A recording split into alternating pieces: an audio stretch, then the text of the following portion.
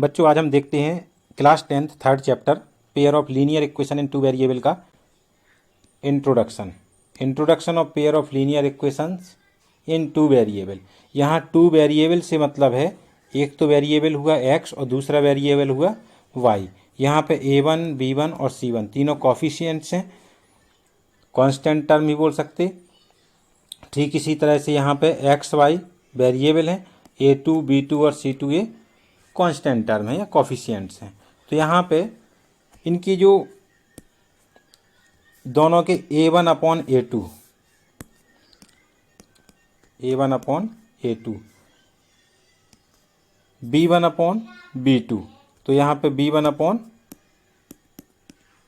b2 और third है c1 upon c2। इनके रेशियो कंपेयर करते हैं। इनके रेशियो से क्या होता है, हमें पता चलता है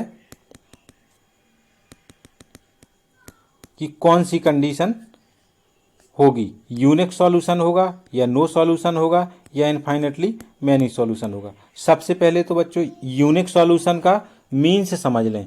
यूनिक सॉल्यूशन होता क्या है? यूनिक सॉल्यूशन जैसे कि यूनिक मीन्स होता है अद्वितीय, मतलब जिसके समान और कोई दूसरा ना हो।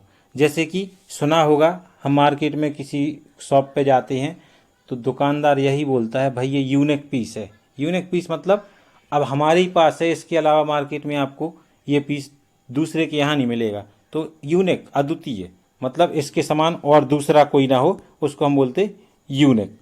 तो यहाँ पे हम आते हैं, यूनिक सॉल्यूशन के लिए कंडीशन होती है a1 upon a2 is not equal to b1 upon b2। ये यूनिक सॉल्यूशन के लिए कंडीशन हो गई, ठीक है ना। अब समझ गए ना कि a1 अपॉन a2 और b1 अपॉन b2 ये रेशियो इक्वल नहीं होना चाहिए, तो यूनिक सॉल्यूशन है। अब यूनिक सॉल्यूशन तो है, इसमें एक और बात आती है कि यूनिक सॉल्यूशन में लाइनें कैसी शो करेगा, तो इसमें होती हैं इंटरसेक्टिंग लाइंस। अगर हम इन दोनों इक्वेशंस को ग्राफ पर शो करें तो ये ग्राफ पे हमें इंटरसेक्टिंग लाइंस मिलेंगी। कैसी? एक ये लाइन जा रही है और दूसरी लाइन ये, तो यहाँ पे आपस में कहीं ना कहीं ये इंटरसेक्ट करेंगी, जिसको हम पॉइंट P भी नाम दे सकते हैं या कुछ भी, लेकिन इंटरसेक्टिंग लाइंस बोलेंगे। तो इस कंडीशन में इंटरसेक्टिंग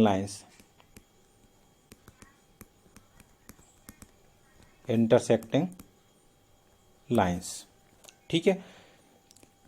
हाँ, इस केस को बोलते क्या है, कंसिस्टेंट या इनकंसिस्टेंट। जिसके सॉल्यूशन पॉसिबल हो तो हम क्या बोलेंगे, कंसिस्टेंट। इसकी इंटरसेक्टिंग लाइंस शो कर रहा है, यानी कहीं ना कहीं ये एक दूसरे को कट कर रही लाइन है, तो हम इसके यानी कि इसके सॉल्यूशन हैं, वो भी कैसे सॉल्यूशन है, यूनिक सॉल्यूशन।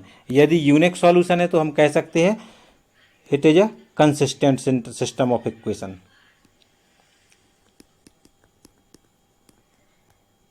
कंसिस्टेंट, ठीक है। अब नो सॉल्यूशन के लिए हम इनके रेशियोज का कंपेयर करते हैं। तो a1 upon a2 equal to b1 upon b2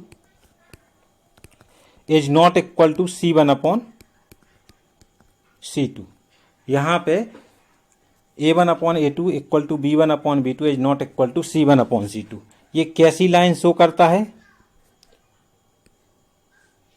parallel lines, यानी इनको इनफाइनाइट तक भी बढ़ाया जाए, ये आपस में एक दूसरे को कट नहीं करेंगी, इंटरसेक्ट नहीं करेंगी। तो ये क्या है, किस तरह की लाइन शो करते हैं, पैरेलल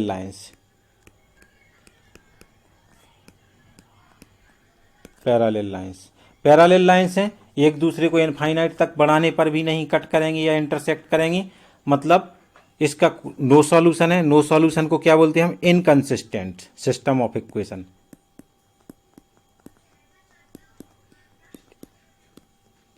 इनकंसिस्टेंट, ठीक है। थर्ड है इनफाइनेटली मैनी सॉल्यूशन।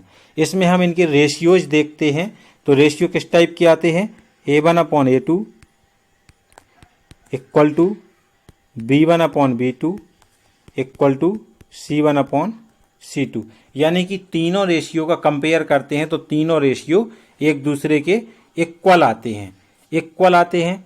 इस कंडीशन में अगर हम इस टाइप के कंडीशन को, यानी इस टाइप के लीनियर इक्वेशंस को हम ग्राफ पे रिप्रेजेंट करें तो ये आती हैं कोइंसिडेंट लाइंस। कोइंसिडेंट लाइंस यानी एक लाइन और उसी के ऊपर दूसरी लाइन, जरा भी इधर उधर नहीं होती, दोनों लाइनें एक दूसरे के ऊपर होती हैं।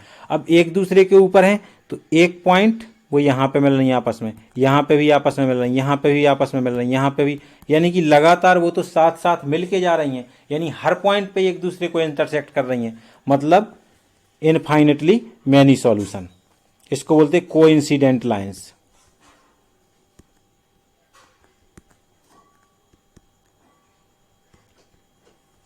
Coincident lines. अगर इस पे बहुत सारे सॉल्यूशन हैं तो हम कह सकते हैं कि ये किस टाइप का सिस्टम ऑफ इक्वेशन है,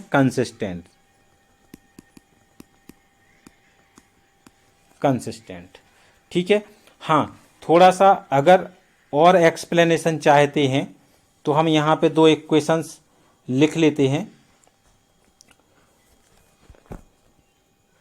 कंसिस्टेंट किस टाइप का होता है, इनकंसिस्टेंट किस टाइप का होता है, सॉरी यूनिक किस टाइप का होता है, नो सॉल्यूशन में किस टाइप के इक्वेशन होते हैं। तो यहाँ पे देखते हैं 2x + 3y + 8 = 0 और 3x + 2y प्लस या -9 = 0, कुछ भी कर लो। अब यहाँ पे देखो सबसे मेन a1/a2 2/3 है और b1/b2 3/2 है, यानी कि इस कंडीशन को फॉलो कर रहा a1/a2 is not equal to b1/b2, क्योंकि 2/3 इक्वल नहीं है 3/2 के। तो ये हो गया कंसिस्टेंट, ये हो गया आपका यूनिक सॉल्यूशन। यूनिक सॉल्यूशन इसमें होते हैं, ठीक है, इस टाइप के केसेस में। अब नो सॉल्यूशन में क्या होता है, 2x + 3y + 8 = 0, 2/3x प्लस, अब यहाँ पे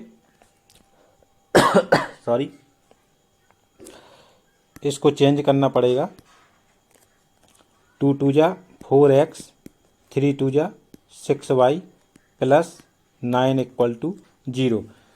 बच्चों यहाँ पे क्या होता है, 2 बन जा 2 2 2 = 4, यानी कि इसके इक्वल क्या आएगा 1/2, इसकी जगह कट करके आएगा 1/2।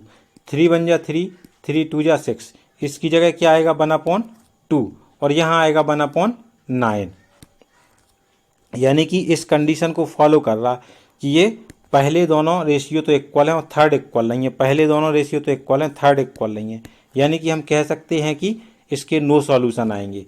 और कंसिस्टेंट में क्या होता है, बिल्कुल सेम इक्वेशन होते हैं, 2x + 3y + 8 = 0। अगर हम अगला इक्वेशन इसमें 2 से मल्टीप्लाई करके लिख दें या 3 से मल्टीप्लाई करके लिख दें तो हमें इनफाइनेटली मैनी सॉल्यूशन वाले इक्वेशन प्राप्त हो जाएंगे, यानी 2 × 3 = 6x + 3 × 3 = 9y + 8 × 3 = 24 = 0। ये कंसिस्टेंट के लिए है। आई होप कि समझ में आया होगा। ये वीडियो अगर किसी ने देख लिया, ठीक है ना, तो आपको pair of linear equation in 2 variable की सारी कम से कम ये जो इन यूनिक, नो सॉल्यूशन और इनफाइनेटली मैनी सॉल्यूशन से रिलेटेड जितनी भी परेशानियां हैं सारी सॉल्व हो जाएंगी, ठीक है ना। तो आई होप कि समझ में आया होगा। हाँ, तो लास्ट में एक बात और याद रखें, यदि किसी सिस्टम ऑफ इक्वेशन का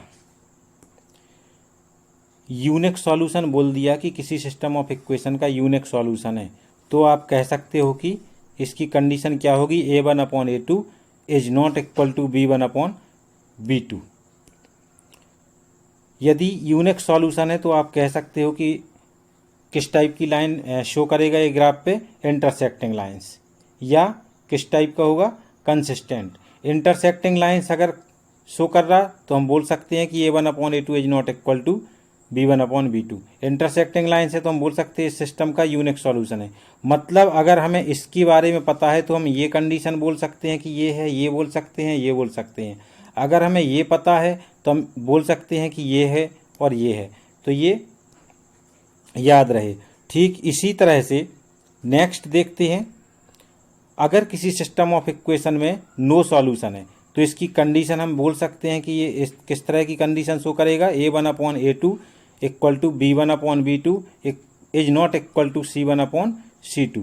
और यह सिस्टम किस तरह की लाइन शो करेगा ग्राफ पे, पैरेलल, ठीक है ना, और इनकंसिस्टेंट होगा। अगर कोई सिस्टम पैरेलल लाइन शो करता है तो हम कह सकते हैं ये कंडीशन होगी इसकी, ठीक है ना, इनके रेशियोज इस टाइप से आएंगे। और अगर कोई सिस्टम पैरेलल लाइन शो करता है तो हम ये भी बोल सकते हैं कि नो सॉल्यूशन होगा। अगर नो सॉल्यूशन है तो पैरेलल लाइन होगी, पैरेलल लाइन है तो ये वाला सिस्टम होगा, ठीक है ना, ये वाली कंडीशन होगी। नो सॉल्यूशन है तो ये वाली कंडीशन, मतलब एक दूसरे के अपोजिट बोल सकते हैं, हमें कुछ भी उनके बारे में नॉलेज हो। नेक्स्ट आगे देखते हैं, इसी तरह से इनफाइनेटली मैनी सॉल्यूशन है अगर, तो हम उसके लिए ये कंडीशन बोल सकते हैं कि A1/A2 B1/B2 C1/C2 तीनों रेशियो इक्वल होंगे टू ईच अदर, ठीक है। इसके बाद कोइंसिडेंट लाइन शो करेगा, कोइंसिडेंट लाइन शो करेगा तो ये कंडीशन होगी, ये कंडीशन होगी तो इनफाइनेटली मैनी सॉल्यूशन, यानी सभी एक दूसरे के पूरक होते हैं। यानी कि अगर ये इसके बारे में हमें ये चीज़ नॉलेज है तो ये कैसे कह सकते हैं, ये पता है तो ये कह सकते हैं, ये पता है तो ये कह सकते हैं, ये भी कह सकते हैं, ठीक है। तो ये बात याद रखना।